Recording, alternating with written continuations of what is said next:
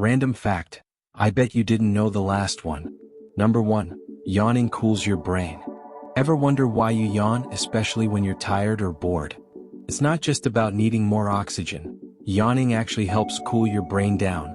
Researchers believe that when you yawn, the influx of cool air and the movement of your jaw helps regulate brain temperature. A cooler brain works more efficiently. You probably yawn more when you're sleepy or stressed, and that's no accident. When your brain's overheated from too much thinking or not enough rest, a yawn can help bring things back into balance. So next time you yawn, just know your brain is basically hitting the refresh button. Number 2. Your bones are stronger than steel. Sounds unbelievable, right? But it's true. Bone is actually stronger than steel when you compare them ounce to ounce. A single cubic inch of bone can withstand about 19,000 pounds of pressure. That's more than 5 pickup trucks stacked together. And the best part is that bones are super lightweight and built to repair themselves. Every time you walk, jump, or lift something, your bones are absorbing all that pressure and keeping you upright without a single crack. And they're doing it 24/7 without any screws or welding. Just pure biological engineering.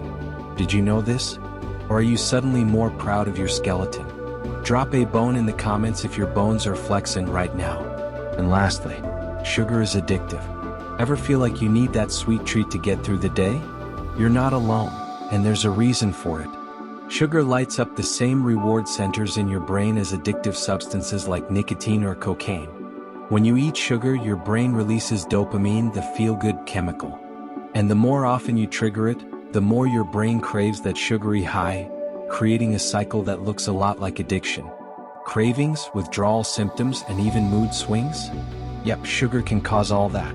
So while a little sweetness is okay, just know that too much can have a real grip on your brain. Next time you're reaching for that second donut, ask yourself, is it hunger or a sugar habit calling?